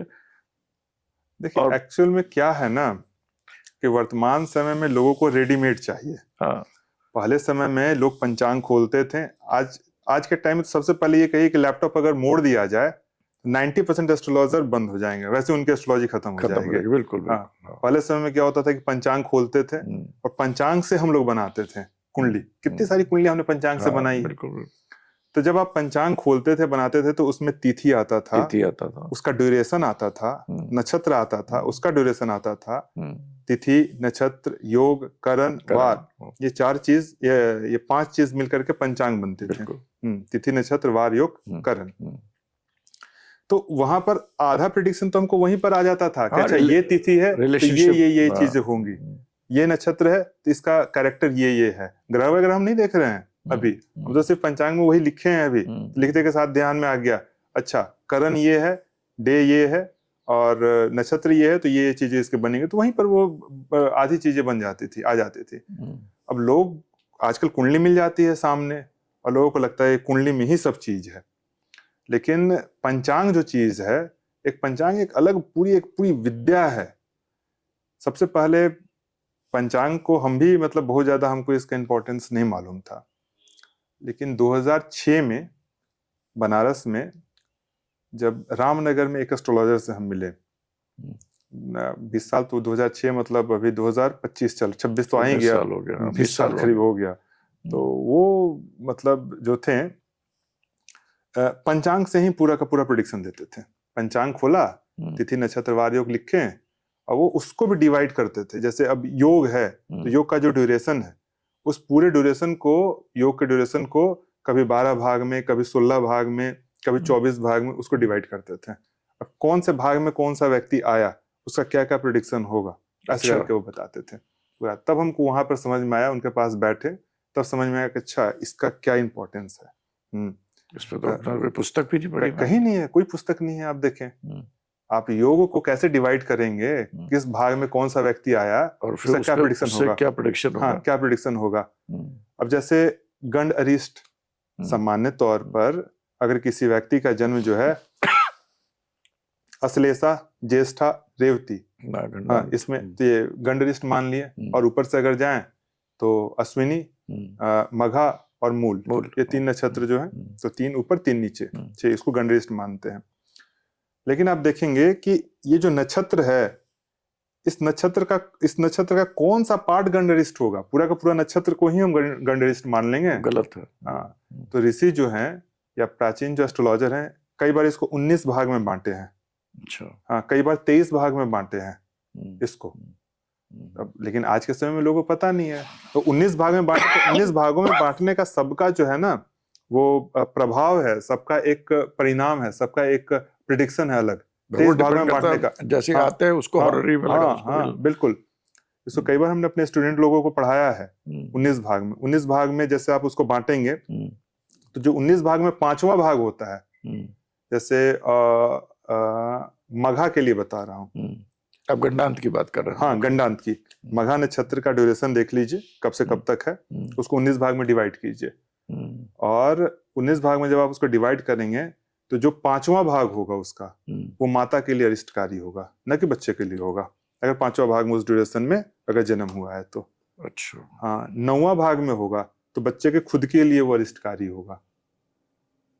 अगर 13वां भाग होगा तो पिता के लिए अरिष्टकारी होगा। इस तरह से करके हर भाग का अपना प्रेडिक्शन है। हाँ, सिर्फ यही भाग जो है वो उसके लिए अरिष्टकारी है। तो ये सब चीजें धीरे धीरे खत्म हो गई खत्म हैं, होती जा रही क्योंकि हम उसको छोड़ दे रहे हैं ना। वो पंचांग पलट करके कुंडली बनाने का सिस्टम ही खत्म हो गया, लैपटॉप पे डाला तो लैपटॉप पे डाला, कुंडली आ गई। हाँ, ये सब तो बार बार भी कोई नहीं देखता है। कुंडली सिर्फ आती D1 है, देखें और बस D1 बोलना देखते शुरू। हैं, उस पर हाँ, अपना ट्रांजिट लगा देते हैं लोग, बस, या दशा बशा लगा देते हैं, बस हाँ, बोलना शुरू कर देते हैं। हाँ। तो ये है सही तरीका है? देखिए, जब तक डिविजनल चार्ट आप नहीं देखेंगे तब तक आप भविष्यवाणी करने में फंसेंगे। बिल्कुल, आपको डिविजनल चार्ट देखना ही देखना पड़ेगा। तभी तो पराशर ऋषि ने 16 स्वर्ग की रचना की है। अगर हम लोग पराशर ऋषि की बात करें तो जैमिनी ऋषि की भी अगर हम लोग बात करें तो वहां पर भी देखेंगे कि 36 प्रकार के लग्न बनाने की वहां पर परिपाटी है, अलग अलग अलग अलग छोटे। एक अलग पुस्तक के बात कर रहे थे, आपकी जो तरीका है एक देखने के लिए नक्षत्र जो है, इसकी बात कर रहे थे ना जर्मनी में, जो आप बात कर रहे थे। अच्छा, जी, पद्मनामांस दशा। हाँ जी, पद्मनामांस दशा। वो जर्मनी का पार्ट है कि अलग से? नहीं, वो जैमिनी का ही पार्ट है। जैमिनी का ही पार्ट है। इसमें सबसे पहले एक राजमुंद्रई एक जगह है, और वहाँ राजमुंद्रई जो जगह है वहां पर एक बहुत अच्छे, आंध्रा में, हाँ, बहुत अच्छे एस्ट्रोलॉजर थे, विमूरी रामामूर्ति शास्त्री जी।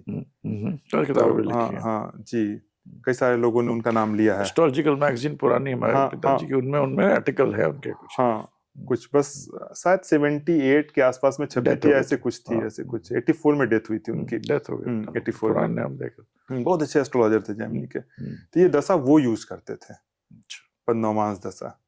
फिर बाद में बहुत सारे जैमिनी के और भी विद्वान हुए, तो वो लोग सोचे कि भाई ये दशा यूज कैसे हो रही है। उसमें से हम भी थे, जो कि भाई वो उनकी कुछ लिखी हुई पत्रिका मेरे पास पहुंची, तो भाई देख रहे थे कि वो, और सबसे बड़ी चीज है कि वो तेलुगु भाषा में था, और फिर हमारे कुछ मित्र थे, तो उससे हमने उसको ट्रांसलेट कराया, और फिर रिवर्स इंजीनियरिंग की, आखिर दशा चल कैसे रही है, कैसे वर्क कर रही है। फिर करते करते करते करते फिर उसको जोड़े, तो वो दशा आप देखेंगे कि मतलब इतनी बेहतरीन दशा है कि मतलब आप उससे कुछ भी उसको निकाल सकते हैं। इस पे अलग पॉडकास्ट करेंगे पद्मनाभ कि मैं आपको बात करें, इस पे अलग हम एक चर्चा करेंगे, क्योंकि ये पूरी की पूरी नौमांस पे चलती है, पूरी नौमांस पे चलती है। इसके लिए नौमांस शुद्ध होना जरूरी है। चार्ट की बात कर दी, इसीलिए मैंने इस पर बोला उस पे नौमांस शुद्ध होना चाहिए। जब तक नौमांस अगर शुद्ध नहीं होगा तो फिर वो नहीं चलेगा, नहीं काम करेगा। तो जर्मनी भी इतनी सिंपल नहीं है जो लोग आजकल लोग एक 150-200 पन्ने की किताब निकाली लोगों ने जर्मनी की, राव साहब के बाद बहुत लोगों ने, मतलब उसको इतना सिंप्लीफाई कर दिया कि हर आदमी जर्मनी का, आप ये मत समझिए कि जर्मनी इतनी मतलब आसान है। लोग वही है कि भाई दशा देख ली, आपका वो देख लिया, जैसे देख रहा है। हाँ, जैसे एक सूत्र देखिए, और हमने जिसकी दशा चल रही है तो देख लिया कितना मेलेफिक पड़े, कितने बेनिफिक पड़े, उस हिसाब से लोग बता रहे हैं। बहुत इतनी आसान नहीं है, मिसयूज करते हैं जर्मनी को, मैं कहता हूँ। देखिए, जब तक आप दशा कारक नहीं लगाएंगे, चाहे चर दशा हो चाहे पद्मनामांस दशा हो, जब तक दशा कारक नहीं लगाएंगे, जब तक दशा कारक आपको यूज करना नहीं आएगा, तब तक जैमिनी से आप, जैमिनी की राशि दशा जो है उससे आप प्रेडिक्शन नहीं कर पाएंगे। आपको जैमिनी की राशि दशा से प्रेडिक्शन निकालने के लिए आपको दशा कारक का यूज करना आना होगा। और लोगों को अभी तो हमको लगता है कि 90% लोगों को तो पता भी नहीं होगा कि दशा कारक होता क्या है। हाँ, उसको निकालते कैसे हैं। ये जैमिनी इतनी सूक्ष्म विद्या है ना कि आप देखेंगे कि इसमें कर्म, दशा कारक क्या होता है, तो जब पद्मनामांस के लिए एक अलग हम लोग पॉडकास्ट करेंगे तब उसकी हम लोग बात करेंगे, क्योंकि वो अलग से, वो अलग हो जाएगा, वो लंबा हो जाएगा। वो मैथमेटिक्स कहने का मतलब है कि जैमिनी को लोगों ने सूत्र को जिस तरह उपयोग कर रहे हैं, उसका मतलब जैसे आत्मकारक अमात्यकारक देख लिया, उसको देख लिया, लोग बोलते हैं कि नक्षत्र है ही नहीं जैमिनी में, बता देते हैं, लोग बोलते हैं नक्षत्र है ही नहीं, नक्षत्र है ही नहीं जर्मनी में। आपका तो पद्मनाभ में तो नक्षत्र का पूरा हो गया। जैसे देखिए, आपको जैसे बताया हमने कि भाई जो ग्रह आपका आत्मकारक हो या अमात्यकारक हो, वो अगर चित्रा नक्षत्र में बैठ जाए, जो ग्रह आत्मकारक हो या अमात्यकारक हो, वो चित्रा नक्षत्र में बैठ जाए, आप देख लीजिए प्रभावशाली कुंडली होगी, बड़ा प्रभावशाली कुंडली होगी। वो व्यक्ति सामान्य जीवन जिएंगे ही नहीं, भले कहीं भी उनका जन्म हुआ हो, बहुत हाई लेवल के उनका जन्म, मतलब ये स्टेटस होगा। अब यहाँ पर नक्षत्र का हमने बात किया, आत्मकारक या अमात्यकारक, चित्रा नक्षत्र। चित्रा नक्षत्र कहीं लोग जानते ही नहीं कि जैमिनी में अच्छा नक्षत्र भी यूज किया जाता है। तो ये चित्रा नक्षत्र जैमिनी में भी यूज होता है, हर नक्षत्र, पूरी नक्षत्र यूज होते हैं सारे, टोटल आप यूज कीजिए। लोग तो बहुत ही सिंपल वे में आजकल जमनी कर रहे हैं। हर दूसरा पंडित आप देखिए, मैं जमनी जानता हूँ, लोगों को 7 कारक जो है, बस 7 कारक, और मतलब किस तरह दृष्टियां, बस, और कौन से घर में दशा, उसमें कहाँ मेलेफिक, कितने बेनिफिक पड़े हैं, उसके हिसाब से उसने बता दिया 10 साल का दशा, ये 12 साल, ये it is not the right method. इसको तो आप जैसे कुछ लोग मतलब ठीक है, मगर मेरे ख्याल सही नहीं है ये पूरा। कई बार लग जाएगा तुक्का जैसा, लेकिन हाँ ये हम नहीं कि हमेशा पूरा मतलब सही मेथड ही है। कई बार तो आप इसको अगर विंशोत्तरी दशा के साथ लगा करके देखेंगे तो वहां पर भी आपको रिजल्ट मिलेगा। बिल्कुल मिलेगा। जरूरी नहीं कि आप चरदशा के साथ ही लगाएं। अब जैसे मान लेते हैं कि शनि आपका दारा कारक है, ठीक है, शनि दारा कारक है, तो कई बार आप देखेंगे कि शनि की विंशोत्तरी दशा में शनि की महादशा अंतर्दशा आएगी तो विवाह होगा, क्योंकि शनि दारा कारक है। उदाहरण स्वरूप लोग लगाते हैं, हाँ लोग करते हैं, उसको उठा के लगा देते हैं, विंशोत्तरी में भी आप विंशोत्तरी में यूज कर लेते हैं लोग करते हैं। तो कई बार क्या होता है ना कि कुछ चूंकि इसके सूत्र इतने लचीले हैं ज्योतिष के कि कहीं ना कहीं वो जाकर के फिट होंगे, पर ये है कि उसके रिजल्ट आपको सिर्फ 25-30% से उससे ज्यादा नहीं मिलेगा। आपका भाग्य अच्छा उस टाइम एस्ट्रोलॉजर का, तो उसकी वाणी ठीक हो जाएगी, तो उसकी वाणी ठीक हो जाएगी। तो इसकी जो हम लोग वापस आते हैं, हम लोग वक्री ग्रह के बारे में बात करते हैं। आपका वक्री ग्रह का क्या कहना है? बहुत इस पे बहुत देखिए बहुत ही बड़ा विषय है ये, इसको सूक्ष्म आपका क्या अनुभव? विषय तो ये बहुत बड़ा विषय है, आध्यात्मिक रूप में तो बहुत बड़ा विषय, बहुत बड़ा विषय है। और दूसरा इस पे कई सारे इंस्टा रील बनती है वक्री में, आप कह रहे हैं बहुत बड़ा विषय है। कम से कम इसमें मान के चलिए कि कम से कम 12-13 ऐसे सूत्र हैं जो कि मुंडेन एस्ट्रोलॉजी में इस पे लगाए जाते हैं, पत्रिका में लगाए जाते हैं, जिसको एक छोटे से इसमें तो बताना संभव नहीं, लेकिन एक जन्मपत्री में, जन्मपत्री में सामान्य तौर पर जैसे सामान्य लोग इसको यूज करते हैं कि जहां वक्री प्लैनेट है तो चेष्ट बल बढ़ता है, भाई लोग कहते हैं ना। सामान्य तौर पर जो हमने देखा कुंडलियों में कि अगर वक्री प्लैनेट है तो वो अपने से पीछे वाले घर का रिजल्ट देता है। और जैसे मान लेते हैं शनि है, अगर वो वक्री हो गया तो वो शनि जो है वक्री होकर के अपने से पीछे वाले घर का रिजल्ट देगा। लोग तो ये कहते हैं, आप पूछो, लोग कहते हैं थोड़ा सा पीछे वाले का घर है, एक आदमी है दौड़ने की स्थिति में, एक पांव पीछे है एक पांव आगे है, तो थोड़ा सा अपना पीछे का देगा। हमने उसी का देगा जहां पर हमने ऐसा ज्यादातर लोग ये हमने इसको देखा है कि मतलब मान करके चलिए कि वो पीछे का ही रिजल्ट देता है अगर वक्री है तो, और यहाँ तक वो अपनी दृष्टियों में भी वही रिजल्ट देगा। जैसे मान लेते हैं शनि पंचम स्थान में वक्री है, ठीक, तो शनि चौथे स्थान में ही उसकी तीसरी दृष्टियां, 7वीं दृष्टियां और 10वीं दृष्टियां चौथे स्थान से ही काम करती हैं। 5वें स्थान से अगर आप देखेंगे तो दृष्टियां अनुभव में नहीं आती हैं। ये हमने देखा वक्री प्लैनेट सारे प्लैनेट्स के लिए, चाहे हाँ सभी प्लैनेट्स के लिए। अब जैसे बृहस्पति का हम लोग जैसे बात कर रहे थे कि सप्तम दृष्टि खराब होती है, तो अगर वक्री हो जाएगा तो फिर एक घर पहले से उसकी 7वीं दृष्टि खराब होगी। हाँ ये चीज है। इसके साथ साथ और भी है कुछ चीज। अब जैसे वक्री प्लैनेट जो है, जैसे मान लेते हैं कि मंगल की राशि में बैठे हुए हैं बृहस्पति वक्री होकर के, और मंगल खुद रेट्रोग्रेड हो गए, ठीक, तो ये चूंकि बृहस्पति जो है मंगल की राशि में बैठे हुए और मंगल खुद रेट्रोग्रेड हो गए, वक्री हो गए, तो ऐसा वक्री प्लैनेट बहुत अच्छा फल देने वाला होता है, बहुत अच्छा फल देगा अगर उसका डिस्पोजिटर भी वक्री हो जाए। अच्छा, उसका डिस्पोजिटर भी वक्री, एक्चुअली उससे 11वां हो गया ना फिर। हाँ बिल्कुल, तो उसका डिस्पोजिटर अगर वक्री है तो बहुत अच्छा फल देगा। ये नहीं कि सिर्फ बृहस्पति के लिए ही है, हर प्लैनेट के लिए, शनि के लिए भी है। डिस्पोजिटर का अगर डिस्पोजिटर भी वक्री हो जाए तो बहुत अच्छा। हाँ बहुत अच्छा, वक्री प्लैनेट का डिस्पोजिटर भी अगर वक्री हो जाए तो बहुत अच्छा फल देगा, बहुत बढ़िया फल देगा। अपनी दशा में तो इतना अच्छा फल देगा वो। कई लोग कहते हैं कि ये 12th हाउस में किसी का था, अभी 2 दिन पहले किसी की कुंडली देख रहे थे हम, तो 12th स्थान में किसी का वक्री प्लैनेट था और उसका डिस्पोजिटर भी वक्री था। लोग उसको बोल रहे थे कि भाई 12वें स्थान में है, बहुत लॉस होगा, बहुत ये होगा। बोले पंडित जी हम यही समझने के लिए आए हैं, ज्योतिष कुछ आती है उनको, कि भाई ये 12वां स्थान का बैठा हुआ जो प्लैनेट है वो हमको कैसे इतना पैसा दे रहा है, हाँ इतना करोड़ों में कमा रहे हैं, ऐसा कैसे? तो फिर वही हमने उनको समझाया, सूत्र है, ये सूत्र है। आखिरी चीज आपसे जी करते हैं कितना समय, 3 प्लैनेट्स की बहुत चर्चा है आजकल जी, शुक्र जी, राहु और केतु जी। शुक्र की तो आजकल महिमा ही है, आजकल हर जगह देखो भाई शुक्र के बिना कुछ नहीं है। एक तो ये सूत्र है कि बिना शुक्र जिसका गया वो तो खत्म, तो शुक्र ही वैभव है, शुक्र ही पैसा जी, है, शुक्र जी। ही रिलेशनशिप है। जी तो शुक्र के बारे में, शुक्र को राहु के साथ लोग जोड़ देते हैं तो लोग कहते हैं अरे वाह, शुक्र हम्म, राहु तुम्हारा साथ में, हम्म, हालांकि बहुत बढ़िया। हम्म, शुक्र के साथ शनि हो गया तो लोग कहते हैं, पत्री देख के लोग कहते हैं करोड़पति, लखपति। शनि जी के साथ शुक्र मतलब जी पैसा ही पैसा होना हम्म, चाहिए। इंस्टाग्राम के तभी जी मैं सुनता। जी और केतु के बारे में लोग बिल्कुल मतलब, जैसे जितना राहु के बारे में, राहु तो मतलब आजकल भगवान है, मतलब राहु तो आज कहते के हैं डेट में कलयुग का भगवान। और हाँ हर जगह हर चीज, चाहे टेक्नोलॉजी हो, चाहे इंस्टाग्राम हो, चाहे धन हो, चाहे बड़ी चीज करना हो। जी अरे लग्न में राहु है तो आदमी मतलब बहुत बड़ा, तो ठीक है, होगा राहु का अपना भी समझते हैं। और केतु को मतलब फिर एकदम लोग जी कि भाई आपको काट देगा। हम्म, आपका क्या अनुभव है? क्योंकि हम, मेरा जो अनुभव है वो तो मेरा ये बहुत कम है। आपका क्या अनुभव है इन तीनों प्लैनेट्स का, और इनके बारे में क्या कहना? देखिए शुक्र आप भी का बहुत जैसे सब लोग शनि आपको भी यही बोलते होंगे आके सबसे। शुक्र जो है, जब कभी भी चंद्रमा के साथ अगर संयोग बना करके बैठे हुए हो तो आप देखेंगे कि पैसे वाली कुंडली होती है। अच्छा। ये हमारा अपना अनुभव।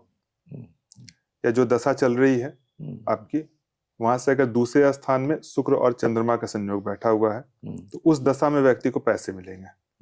या जो दशा चल रही है उससे एकादश स्थान में 11th हाउस में शुक्र और चंद्रमा बैठे हुए हैं तो ये पैसा देते हैं। धन के लिए अच्छा। हाँ, धन के लिए बहुत बड़ा बाकी योग चीजों है। पर शायद अच्छा ना हो। तो शुक्र चंद्रमा जो है ये पैसे और धन के दृष्टिकोण से बहुत बढ़िया योग बनाता है। दूसरा, शुक्र जहां भी बैठते हैं उससे अगले स्थान जो भी उनका सेकंड हाउस जो होगा उसको शुभत्व प्रदान करते हैं।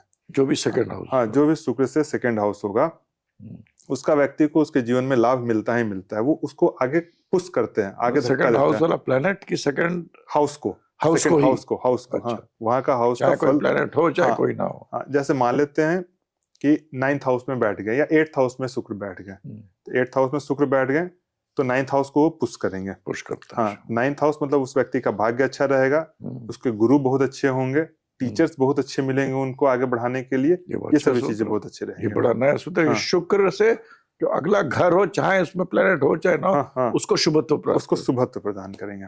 शुक्र चौथे स्थान में शुक्र बैठे हैं अगर, पांचवें को अच्छा तो करेंगे। पांचवें तो संतान उनकी बहुत अच्छा राइज करेंगी, बहुत बढ़िया अच्छा काम करने वाली होंगी, हाँ, नीति पे चलने वाली होगी। अगले घर में वो शुभत्व प्रदान करते हैं शुक्र का।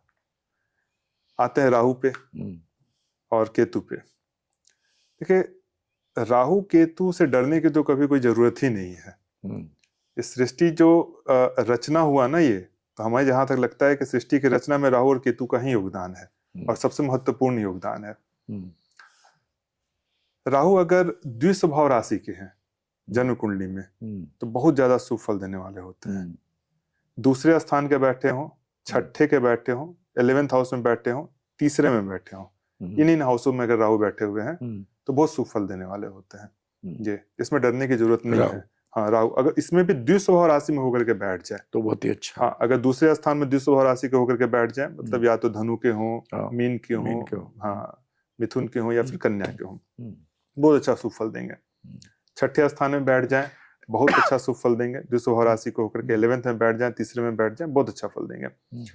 तो राहु आपको कर्म में गति देते हैं। ये कोई मतलब अवरोध प्रदान करने वाले प्लैनेट नहीं है कि आपको मतलब बहुत ज्यादा अवरोध ही मिलेगा। और ये इस पूरे कलयुग में अगर कहा जाए कि आप सबसे खराब किस प्लैनेट को मानते हैं, लोग कहेंगे राहु, शनि, मंगल।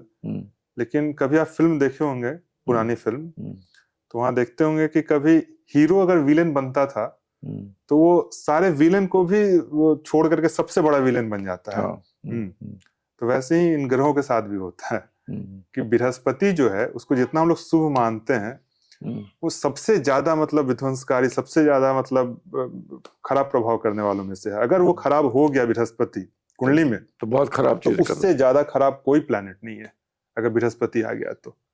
वैसे ही राहु को हम लोग खराब कह रहे हैं, लेकिन राहु अगर जन्म पत्रिका में अच्छा हो गया तो उससे अच्छा प्लैनेट कोई नहीं है। ये प्लैनेट के पोजीशन, हाउस, ये सबको देख करके निर्धारित करना पड़ता है। ये भ्रांति है कि एकदम हाँ, बोल देते हैं कि भाई हाँ, बृहस्पति जैसे आपने कहा खराब हो गया तो इतना खराब कर सकता है कि आप इमेजिन नहीं करते। हाँ, राहु अच्छा हो गया तो बहुत अच्छा देता ही है राहु, फिर देता बिल्कुल ही। बिल्कुल। केतु के बारे में क्या कहना आपको? देखिए केतु बड़ा ही अच्छा प्लैनेट है, बहुत बढ़िया प्लैनेट है। और केतु के बारे में बहुत ज्यादा कुछ लिखा नहीं गया कहीं, लोग डराते हैं केतु। और केतु केतु एक्चुअल में जहां पर भी बैठते हैं ना, तो वहां से आपका मन को तोड़ते हैं, मन वहां से आपका टूटता है। और जब मन टूटता है उस अंशों में कुछ हद तक माया टूटती है, तो लोगों को लगता है कि मेरे से छूट गया। लेकिन वो एक तरह से आपको आपके जीवन का मुख्य ध्येय को दिखाते हैं केतु, कि क्या करने के लिए आप आए थे और कर क्या रहे हैं। जैसे आए थे हरि भजन कोटन लगे कपास, जिसको कहा जाता है कि आए थे किस कार्य के लिए। तो जो शाश्वत ज्ञान है ना, वो केतु है। वो जो एक कभी भी मतलब मन में आता है कि अरे ये संसार है, माया की तरह है, ये सत्य नहीं है, सपना की तरह इसको हम देख रहे हैं, खत्म होगा, इसमें लोग जन्म ले रहे हैं, मरते चले जा रहे हैं, एक सपना के अंदर दूसरा सपना, दूसरे सपने के अंदर तीसरा सपना चलते चला जा रहा है। तो ये जो ज्ञान है ना, ये केतु के पास है। शायद केतु के बिना राहु कुछ नहीं है, राहु के बिना केतु। बिल्कुल, डंडे का दो छोर है। बिल्कुल, एक है जो कि आपको भोग दे रहा है, राहु। तो जिसको भोग चाहिए उसके लिए राहु बहुत बढ़िया, और केतु जो है वो वैराग्य दे रहा है। दोनों आवश्यक है। ये एक जीवन का दो छोर है, एक जन्म और एक मृत्यु, बीच में भोग पड़ा हुआ है। मैं तो कुछ लोग देखा केतु के है धन, अपार धन आ जाता है लोग, बस मेहनत भी नहीं करते हैं। वो जिनका केतु अच्छा होता है वो धनाढ़ जगह पैदा होते हैं, मतलब ऐसी जगह पैदा हो जाते हैं जहाँ की भाई अरबों खरबों है उनका केतु। मैंने एक चीज और देखेंगे कि जैसे जहां पर भी केतु बैठेंगे, केतु जहां पर भी बैठे हुए हैं, तो वहां से 8वां स्थान जो होता है उसका सुख व्यक्ति में कमी हो जाती है, वहां के सुख व्यक्ति को कम मिलता है जहां भी केतु बैठे हो। केतु से 8वां स्थान। हाँ, जैसे केतु 12वें अगर बैठे हो तो आप देखेंगे कि वैवाहिक जीवन में तकलीफ आएगी। बिल्कुल, मैंने बहुत देखा हुआ है। हाँ, बिल्कुल आएगा। वो केतु अपने से 8वें स्थान को हानि करेंगे। अभी 10-15 कुंडली अपने। बिल्कुल सही। बहुत ही अच्छा सूत्र है, केतु से 8वें घर में उसकी हानि करेंगे। उसकी हानि के 10वें स्थान में अगर केतु बैठे हो तो आप देखेंगे कि उनका संतान कई बार नष्ट होता है, नष्ट होता है करके। हाँ, बिल्कुल, पुत्र नहीं होता है। हाँ, बिल्कुल ये होगा। बिल्कुल सही है। हाँ, उनको संतान में भी मतलब केवल बेटियां होंगी जी। तो इस तरह के जो सूत्र हैं, ये प्राचीन मैन्युस्क्रिप्ट में, किताब अगर पॉकेट बुक्स में खोजेंगे, पॉकेट बुक्स में सूत्र नहीं मिलने वाले हैं। इसके लिए आपको मैन्युस्क्रिप्ट जो है पुराने, वो पढ़ने पड़ेगा। वो सबसे बड़ी चीज है कि वो संस्कृत में है, कुछ मैन्युस्क्रिप्ट जो है वो तमिल संस्कृत में है, कुछ उड़िया संस्कृत में है। मतलब आपको उड़िया भी आना चाहिए, संस्कृत भी आना चाहिए, तभी आप उसको उड़िया भाषा से संस्कृत में ट्रांसलेट करेंगे, फिर संस्कृत हुए इंग्लिश में हो या हिंदी में। अभी सबसे मैन्युस्क्रिप्ट आपका साउथ के ज्यादा है, तमिल सब कहते ज्यादा। हाँ, तमिल वगैरह ये सब तमिलनाडु बहुत ज्यादा है। हाँ। तो उनसे आपको हिंदी में या इंग्लिश में हाँ, पहले अब वो जैसे मान लेते हैं कि तमिल संस्कृत में है, वो तमिल संस्कृत। हाँ, तो पहले अच्छा, तमिल संस्कृत है, पहले संस्कृत में करना है, फिर संस्कृत से तब हिंदी। जो लोग ये कर सकते हैं कृपया हमको लिखे तमिल संस्कृत या तेलुगु संस्कृत, है ना जी। तमिल संस्कृत में, तमिल आपको तेलुगु भी बता रहे थे आप। तेलुगु के भी हैं मैन्युस्क्रिप्ट, लेकिन हाँ अभी जो है काम तमिल वाले पे कुछ कर रहे हैं। तमिल संस्कृत में, फिर संस्कृत, और संस्कृत से फिर हिंदी फिर कर ही लेंगे। संस्कृत होगा तो अपने खुद हम फिर तो कोई दिक्कत नहीं, संस्कृत तो खुद ही कर लेंगे। लेकिन हाँ, ऐसे कई सारे मैन्युस्क्रिप्ट जैसे भृगु,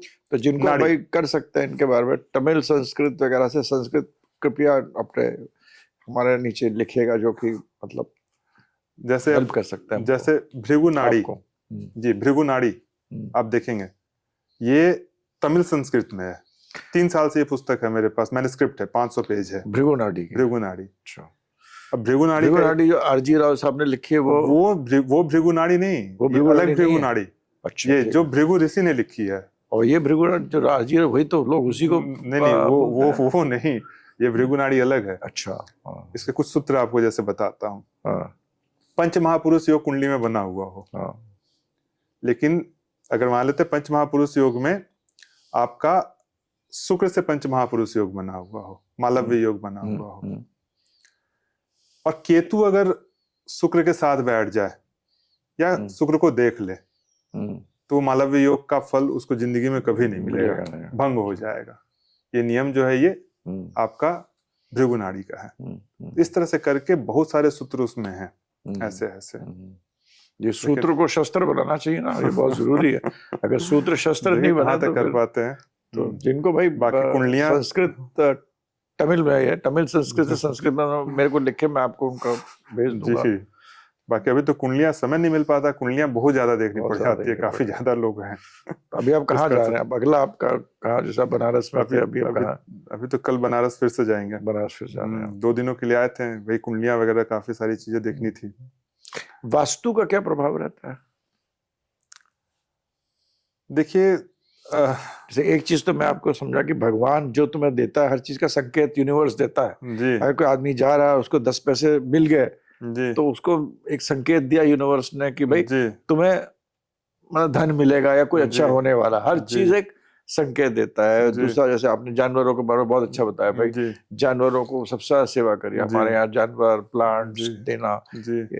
इस तरह वास्तु का भी बहुत मतलब, देखिए वास्तु इस, जैसे आजकल हम भी देखते हैं, अब तो हम कभी सोशल मीडिया वगैरह हम यूज करते नहीं वैसे बहुत ज्यादा, हाँ, लेकिन कई बार मिल जाता है तो कुछ देखते हैं। तो जिस लहजे में आज के समय में लोग यूज कर रहे हैं ना, तो ऋषि तो उस लहजे में तो कभी यूज किए नहीं उसको। हाँ, ये एक एनर्जी फ्लो है जो कि मतलब देखने का एक तरीका है।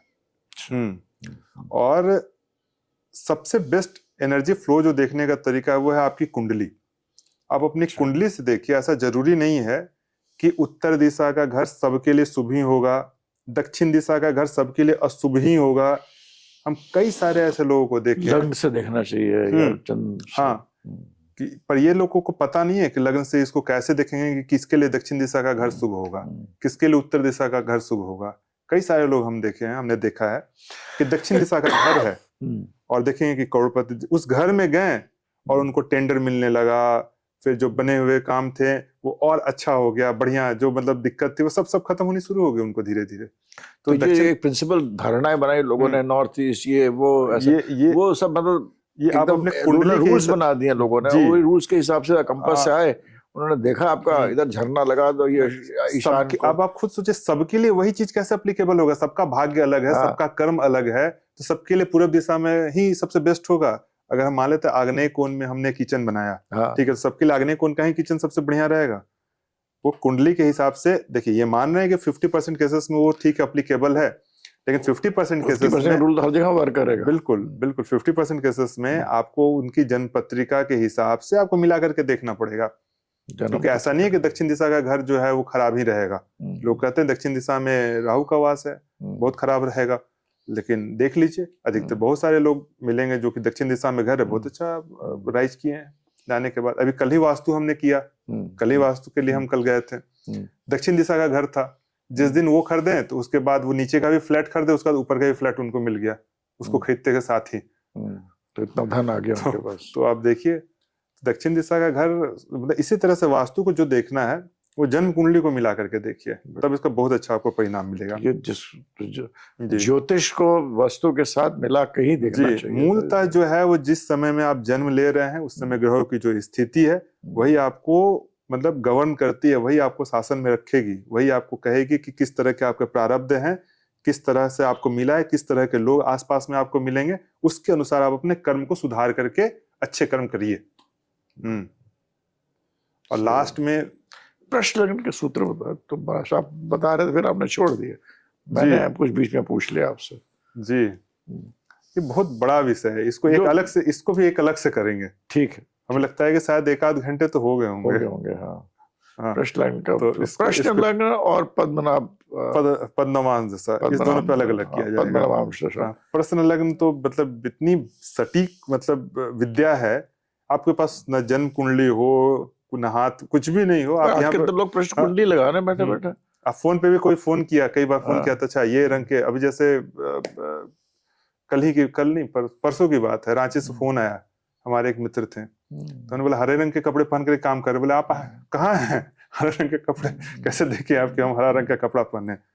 कुंडली, प्रश्न कुंडली और जैसे आपने बताया कि पूरा पंचांग है वो भी बिल्कुल वो चीजें देखिए, पंचांग तो बेस है, वो दिमाग में रहना चाहिए ज्योतिषी के। वो देखता हूँ आपका डिकोडेड एनकोड कर लेते होंगे। आज क्या है क्या चीज है, सुबह एक बार देख लिए तो देख लो दिमाग में बैठ के हाँ। उसको कितने भागों में बांटना है वो बांट लिए, तो कितने समय से कितने बजे तक कौन सा तो वो उसको भाग यूज करते चलेगा। हैं आप प्रश्न कुंडी बिल्कुल में, बिल्कुल, इसके और बिना कैसे चंद्रमा होगा। वगैरह को फिर जो हाँ जो बिल्कुल बिल्कुल, तभी तो उनको बताया क्या हम्म। हरा रंग का कपड़ा पहने हुए हैं। तो जैसे लोग बता देते चंद्रमा को पहले घर में चंद्रमा है, दूसरा आदमी आया उसको दूसरे घर से बनाना शुरू कर देते हैं, तीसरा आदमी आया तो तीसरे घर से, हाँ ये चौथे, चलता है, ये ये सब चलता है, लोग कर रहे हैं, ऐसे वो ये ऐसा चल जाता जैसे पहला प्रश्न अगर पूछना है हाँ, तो पहले घर से पूछिए, अच्छा, दूसरा प्रश्न पूछना है तो दूसरे घर से पूछिए, अच्छा, तीसरा अच्छा, प्रश्न पूछना है तो तीसरे घर से पूछिए।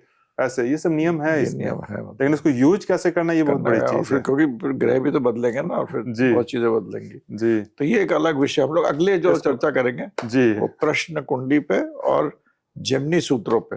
बिल्कुल और मेरा बिल्कुल। आग्रह ये है कि जिनको कुछ की तमिल तेलुगु की जो संस्कृत है उसको अनुवाद कर सकते हैं या हम लोगों से जुड़ सकते हैं, प्लीज लिखिए और अपने प्रश्न लिखिए। हम आशुतोष जी का पूरा डिटेल भी देंगे, तो और इसके बाद इनसे आग्रह भी करेंगे कि हमसे 1.5-2 साल बाद मिले हैं, ज्यादा जी ज्यादा मतलब बहुत सारे ये जगह विचरते रहते हैं पूरे हिंदुस्तान में, तो थोड़ा समय आकर मेरे साथ भी ये 2-3 चीज़ों पे हम लोग हर बार एक छोटा सा पॉडकास्ट इनसे करेंगे, जो कि और ऐसे व्यक्ति हैं जो कि बस इनका एस्ट्रोलॉजी, इनका धर्म भी है, कर्म भी है, चाहत भी है, तो फिर जो भी बोलता आदमी तो उसकी वाणी में भी एक शक्ति हो जाती है। ये जो हमारी सीरीज है पॉडकास्ट की, इस पे एस्ट्रोलॉजर्स को लाते हैं जो कि खोज के एस्ट्रोलॉजर, जो कि मतलब हमारे मतलब पुराने लोग जिनको कि नहीं, मतलब जो कि दिल्ली के नहीं है और बड़े बड़े महलों में नहीं बैठे हैं और जो बड़े बड़े मतलब लाखों कमा नहीं रहे हैं, वो बहुत लोग हैं जिनको कि गूढ़ ज्ञान है, जिनको हम लाके पेश करते हैं। आपको कैसा लगता है, और ये जो सूत्र और जो चीजें हम बताते हैं ये आप उसको उपयोग कर पाते हैं कि नहीं, हमको आप प्लीज कमेंट लिखिए, आई विल बी ग्रेटफुल। मेरा बहुत ही आभार होगा अगर आप लोग इसके बारे में कमेंट लिखेंगे। तो इसके साथ में आशुतोष जी को बहुत बहुत धन्यवाद जी करता हूं। नमस्कार आपको भी। बहुत धन्यवाद आने के लिए।